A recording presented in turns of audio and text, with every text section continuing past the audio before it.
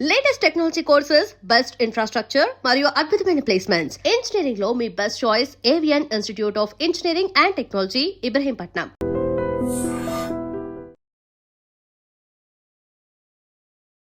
నమస్తే రమ్మగారు. నమస్తే జయ. రమ్మగారు, ఇప్పుడు వారానికి ఒక స్తోత్రం కానీ మంత్రాలు కానీ ఇలాంటివి మనకి వినడం అలవాటు. కొంతమందికి వచ్చిన వాళ్ళు పాడుకుంటూ ఉంటారు. వెంకటేశ్వర స్వామి సుప్రభాతం అని, లక్ష్మీదేవి అష్టోత్తరం అని, తర్వాత విష్ణు సహస్రనామం, లలితా సహస్రనామం, ఇట్లా ప్రతి ఒక్కటి చేస్తూ ఉంటాం కదా. విష్ణు సహస్రనామం గురించి మాట్లాడుకుందాం రమ్మగారు. దీనికి వినటానికి ప్రత్యేకమైన సమయం ఏమైనా ఉండాలా? ఉదయం సాయంత్రం అని ప్రత్యేకమైన విధానం ఏదన్నా పాటించాలా? ఎట్లా రమ్మగారు ఇది? ఇప్పుడు వినడానికి, చదవడానికి, దేనికైనా మనం వారానికి ఒక దైవాన్ని ఆరాధిస్తాం. ఒక రోజుకి ఆదివారం నాడు సూర్యుడు, సోమవారం నాడు శివుడు, మంగళవారం నాడు అమ్మవారు, అంతే కదా. ఈ బుధవారం నాడు వెంకటేశ్వర స్వామి, అయ్యప్పో, వినాయకుడో అనుకుంటాము. గురువారం నాడు దత్తాత్రేయులు, శుక్రవారం నాడు లక్ష్మీదేవి, శనివారం నాడు నువ్వన్నట్టే వెంకటేశ్వర స్వామి, విష్ణు సంబంధమైనవి శనివారం. ఈ వారం, వర్జ్యం, రోజు, మాసం, దినం ఏటితో సంబంధం లేకుండా ప్రతిరోజు చదువుకోవాల్సింది, నిత్యము అనుసంధానం చేసుకుని ఉంచుకోవాల్సిన అద్భుతమైన స్తోత్రాల్లో విష్ణు సహస్రనామం అగ్రగణ్యం. మొట్టమొదట చెప్పుకోవాల్సింది. ఇప్పుడు వెంకటేశ్వర సుప్రభాతము, స్తోత్రము, ప్రపత్తి, మంగళాశాసనము, వెంకటేశ్వర వజ్రకవచము, వెంకటేశ్వర కరావలంబము శనివారం నాడు ప్రత్యేకంగా చదువుకోవచ్చు. రోజు స్వామివారికి పవళింప సేవ ఏమంటారు, మేల్కొల్పు ఉంటుంది. పొద్దున్నే వినచ్చు, అవి కూడా వినచ్చు, చదువుకోవచ్చు మీ ఓపిక. అయితే వీటిలలో విష్ణు సహస్రనామం ఏంటంటే చాలా ప్రత్యేకమైంది. మనకి తెలిసి చెప్పబడింది. మనకి ఎక్కడ తెలిసి చెప్పబడింది? మహాభారత యుద్ధం అప్పుడు చెప్పబడింది. ఈ మహాభారత యుద్ధంలో అంపశయ్య మీద చేరిపోయాడు భీష్మ పితామహుడు.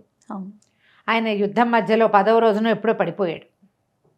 పడిపోతే ఆ ప్రాణాలు ఉత్తరాయణం వచ్చేదాకా ప్రాణం నిలిపి ఉంచుకుంటానని అనుకుని పుణ్యకాలం వచ్చాక మరణిస్తాన్ని ఇచ్ఛామరణ శక్తి కలిగిన వాడు కాబట్టి ఈ అర్జునుడు తయారు చేసిన అంపశయ్య మీద, అంపశయ్య అంటే బాణాలతో ఏర్పడినటువంటి ఆ శయ్య మీద ఉండి తన జీవితాన్ని నిలబెట్టుకుని ఉత్తరాయణం వచ్చాక, ఇంచుమించు మాఘమాసం వచ్చాక ప్రాణాలు విడిచిపెట్టారు.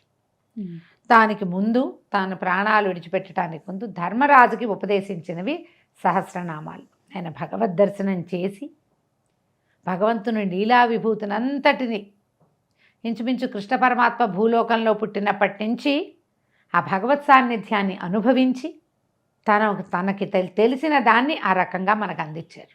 మనం భగవద్గీతని ఎట్లా అతి పవిత్రంగా మొత్తం చదువుకోవాలి, 18 అధ్యాయాలు మొత్తం అధ్యాయాలు నోటికి రావాలి, ఇవి చెప్పుకుంటున్నాము. అట్లాగే విష్ణు సహస్రనామం కూడా నోటికి రావాలి ప్రతి వాళ్ళకి. మిగిలిన సహస్రాలన్నీ ఒకెత్తు, విష్ణు సహస్రం ఒక్కటి ఒకెత్తు. ఈ విష్ణు సహస్రంలో ఉన్న ప్రత్యేకత ఏంటంటే, ఏమిటో మన మధ్యలో ఒకళ్ళు చెప్పారు, లలితా సహస్రం ఈజీగా వచ్చేసింది, విష్ణు సహస్రం రాలేదు, ఇది టఫ్గా ఉందంటారు. మాకు ఎందుకనో చిన్నతనం నుంచి అదే అలవాటు, అందుకని మాకు ఇదే ఈజీగా అనిపిస్తుంది.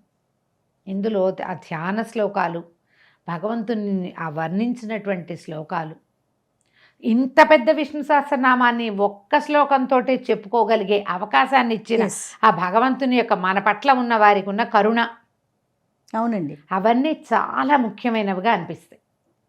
సహస్రనామంలో ఒక ప్రత్యేకమైన ఇది ఉన్నది.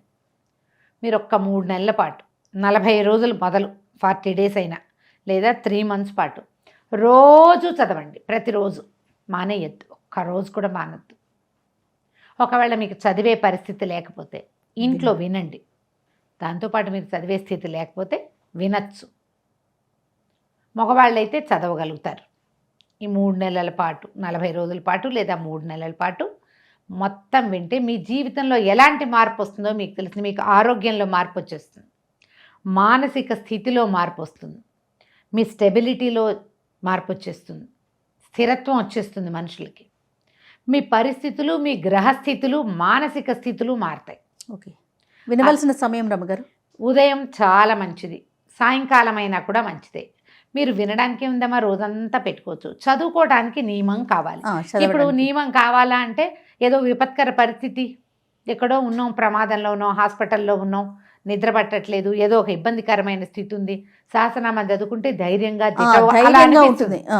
అప్పుడు ఏం చేస్తాం, కాస్త కాళ్ళు చేతులు కడుక్కుని నెత్తి మీద నిలుచుకుని అపవిత్ర పవిత్రోవా సర్వావస్థాంగతోపివా యస్మరేత్ పుండరీకాక్షం స బాహ్యాభ్యంతర శుచి, ఈ శ్లోకం చెప్పుకుని పుండరీకాక్ష అనుకుంటే మనం బాహ్యము ఆభ్యంతరము లోపల బయట కూడా శుభ్రపడతామని, స్నానపానాదులు చేయకపోయినా విపత్కర పరిస్థితుల్లో ఏ స్తోత్రాన్నైనా అనుసంధానం చేసుకోవచ్చని పెద్దవాళ్ళు చెప్తారు. అంతేగాని నువ్వు ప్రతిసారి ఇదే అవలంబిస్తానని కాదు. నువ్వు చెయ్యలేని స్థితి ఉన్నప్పుడు శుభ్రంగా స్నానం చేయటం, ఇల్లు వాకిలి శుభ్రంగా ఉండటం, ఓ దీపారాధన చేసుకోవటం, కుదురుగా కూర్చుని ఒకచోట పుస్తకాన్ని ఇట్లా ఒళ్ళో పెట్టుకోకుండా ఓ చిన్న వ్యాసపీఠం లాంటిది ఎదురుగుండా ఒక బల్ల ఉంటే బల్ల మీద పెట్టుకోవటం, ఆ వ్యాసపీఠం పెట్టుకుంటాంగా మనం, దాని మీదైనా పెట్టుకుని చూసుకుని చదువుకోవటం. మీకు కాలక్రమాన నోటికి వచ్చేసింది అనుకో, కూర్చుని చదివితే మంచిది. ఆడవాళ్ళు ఇంట్లో గబగబా పనులు అవి చేసుకుని బయటికి పరిగెత్తాలి, స్తోత్రం చదువుకుంటారు. పని చేస్తూ చదువుకోండి. చదువుకుంటూ మధ్యలో ఫోన్లు మాట్లాడద్దు. కొన్ని నియమాలు ఉంచుకోండి. మీకు మాట్లాడద్దు, ఫోన్లో మాట్లాడద్దు. పని చేసుకుంటున్నా పర్వాలా, మాట్లాడకుండా ఉండి 10 నిమిషాలు పడుతుందమ్మా చకచకా చదివితే, 10 నిమిషాలు అటెంటివ్గా ఉండండి. కూర్చుని చదివారా మహత్తరంగా ఉంటుంది, మీకు ఎంతో బాగుంటుంది. సులువుగా నేర్చుకునే విధానం ఎవరికైనా ఇది కావాలి. నేనైతే ఎంఎస్ సుబ్బలక్ష్మి గారిని తూచా తప్పకుండా పాటించాలని భావిస్తాను. అందులో కూడా తప్పులు ఉన్నాయని మొన్న ఎవరో అన్నారు, మహానుభావ మీకు ఒక నమస్కారం, మాకందరికీ ఆవిడే ఆరాధ్య దైవం అని చెప్పాను నేను. ఉంటే ఉన్నాయి, లేవు ఉంటే ఉండుండొచ్చు. మనకి దొరికేంత రకంవి ఏమీ లేవు అక్కడ. పుస్తకం పెట్టుకోండి, సుబ్బలక్ష్మి అమ్మగారిది ఆన్ చేసుకోండి, ఆమెను ఫాలో అవుతూ వెళ్ళండి. అప్పుడు మీకు తప్పులు తగ్గిపోతాయి, క్రమంగా అలవాటు అవుతుంది. ఆమె ఒక హై రైజ్ వాయిస్లో చదువుతారు. ఎట్లా శుక్లాంబరధరం విష్ణు అక్కడ వినపడుతుంది. ఆవిడ అంత హై రైజ్తో నువ్వు కింద చదువుకో, పైన కదా వినపడుతుంది. చదవగలిగావా? కంఠం హెచ్చి చదివితే మీకు బ్లడ్లో చేంజ్ కనపడుతుంది జయ. రక్తం పరుగులు తీస్తుంది. ఎన్ని రకాల ఆరోగ్య సమస్యలు ఉన్నా తగ్గిపోతాయి. నోట్లో చదువుకుంటే ఉండే ఎఫెక్ట్ ఒకటి, ఓకే, పైకి చదివితే వచ్చే ఎఫెక్ట్ వేరే. అసలు వారిని ఫాలో అవ్వండి. మీరు కాదు ఇంకొకళ్ళు ఎవరో ఫాలో అవుతాం, గురువుగారు ఎవరో చెప్తారు, మాత్రంగా ఫాలో అవ్వండి, అది పెట్టుకోండి. దాంతోపాటు చదువుతుంటే ఏమవుతుంది, ఎక్కడైనా మీరు నట్టు కొట్టినా మీ ఇంట్లో పారాయణ ఆగదు, అది నడుస్తూ ఉంటుంది. అవును కదా, అది నడుస్తుంది. ఎక్కడ నట్టు కొట్టారో అక్కడ ఆగి తర్వాతకి వెళ్ళండి. రెండో రోజు ఆ నట్టు కొట్టకుండా ఉంటారు మీరు. ఒక 15-20 రోజులు వారితో ఫాలో అయ్యి వెళ్తే ఆటోమేటిక్గా. లేదా ఎవరైనా నా బొట్టి వాళ్ళు దొరికారనుకోండి చెప్పేవాళ్ళు, ఓల్డ్ అంతమంది ఉన్నారమ్మా.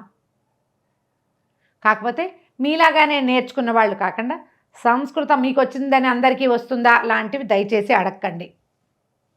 సంస్కృతం వచ్చిన వాళ్ళు భారతదేశంలో కోకొల్లలుగా ఉన్నారు, కోకొల్లలు. నేను మీతో మాట్లాడుతున్నాను కాబట్టి నా సంగతి మీకు తెలుసు. అవును, ఇప్పుడు మాట్లాడని వాళ్ళు ఎంతమంది లేరమ్మా? తెలుగు టీచర్లు, సంస్కృత టీచర్లు లేరు, ఊళ్ళో అర్చకులు ఉండరు, మీ ఊళ్ళో పురోహితులు ఉండరు, ఉంటారు కదా.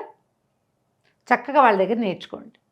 సుబ్బలక్ష్మి అమ్మని కనుక ఫాలో అయితే మన జన్మ చరితార్థం అయిపోతుంది. నన్ను అడిగితే చాలా సులువు కూడా. మనం ఎవరిని అడగక్కర్లేదుగా, తూచా తప్పకుండా వెళ్ళండి, ఆమెతో పాటు జామని వెళ్ళిపోతారు. నేర్చుకోండి. ఓకే, ఎవరినైనా ప్రత్యక్ష గురువుని పెట్టుకోవచ్చు, లేదా ఆన్లైన్ గురువునైనా ఫాలో కావచ్చు. నేర్చుకుని చదివి చూడండి, కొద్ది కొద్దిగా నేర్చుకోండి. ఈజీ మెథడ్ నేను చెప్తాను జయ. ముందు శ్లోకాలు ఈ పేపర్ పెట్టుకుని మీరు పని చేసేటప్పుడు ఒక శ్లోకం పట్టుకుని దాన్నే రటనగా 10 సార్లు 8 సార్లు చదవండి. నోటికొస్తుంది.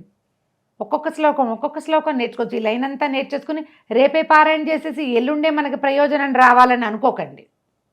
ముందు నేర్చుకోవాలనుకోండి. పుస్తకం చూసి చదివితే వచ్చినట్టు మాత్రం కాదు. అది ఎట్లా అంటే అస్తులకి పట్టేసేయాలి, అలాంటివి లోపల పట్టేసుకోవాలి.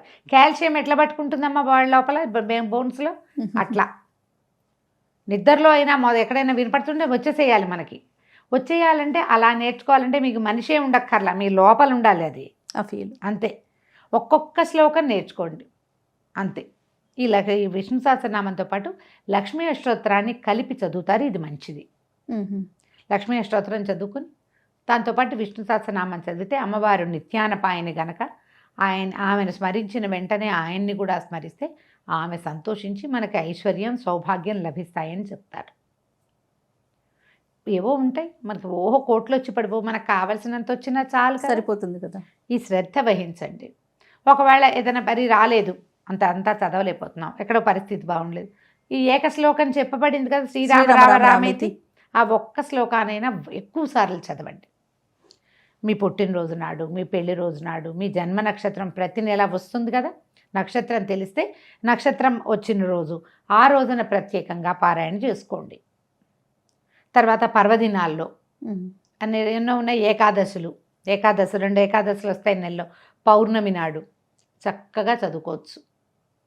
వేరే పనులన్నీ ముగించుకోండి, దేవుడి దగ్గర కూర్చొని 10 నుంచి 15 నిమిషాల్లో అయిపోతుంది. వాటితో పాటు చదవండి, క్యాసెట్ పెట్టుకోండి, చదువుకోండి. తప్పులు పోతాయి, నిదానంగా మన వాచాదోషాలు తగ్గిపోతాయి.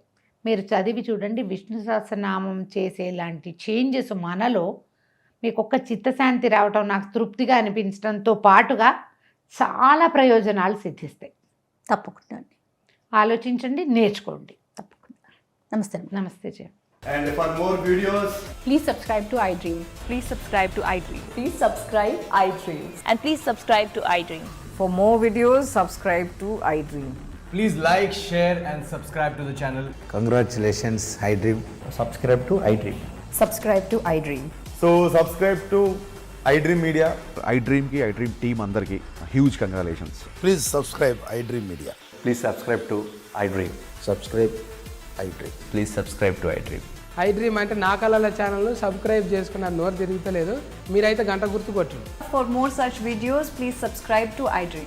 Subscribe to iDream. Please subscribe to iDream. Please subscribe iDream Media. Please do subscribe to iDream. Please subscribe to iDream Media. For best entertainment and information, please subscribe iDream. And don't forget to subscribe to iDream.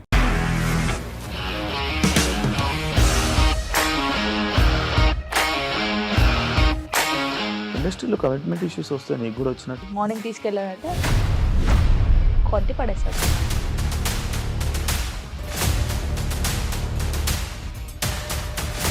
ఒక్కళ్ళు కూడా చూడలేదు ఈ cinema అని చెప్పడానికి కూడా చాలా ధైర్యం కావాలి. అది నిజం కదా, దాంట్లో ధైర్యం ఏంటి? ఇది నెక్స్ట్ డే ప్లేట్ మార్చేస్తే తప్పు కదా. As of now we're comfortable this అని నేను అనుకోను. రష్మిక గారిది మీది ఒకే ఊరంట కదా. నీకు కోపం వచ్చిందంటే బాగా తిట్టేత్తరా? తిట్టేద్దామండి.